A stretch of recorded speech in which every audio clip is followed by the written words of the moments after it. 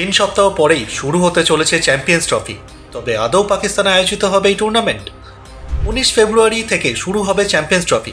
তবে জানা যাচ্ছে এত বড় প্রতিযোগিতা অনুষ্ঠিত করার জন্য এখনও তৈরি নয় পাকিস্তান, কারণ সেখানে স্টেডিয়াম সংস্কারের কাজ এখনও চলছে। তা সময় মতো আদৌ শেষ হবে কি না তা নিয়ে সংশয় দেখা দিয়েছে।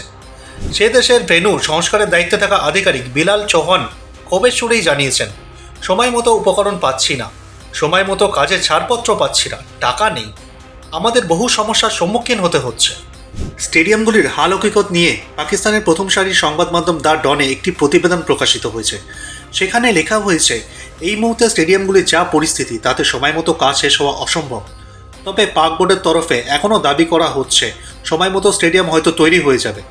তবে ক্রিকেট ভক্তদেরকে বিশ্বমানের যে অভিজ্ঞতা দেওয়ার প্রতিশ্রুতি দিয়েছে পিসিবি, সেটাও আদৌ সম্ভব হবে কিনা তা নিয়ে প্রশ্ন উঠছে।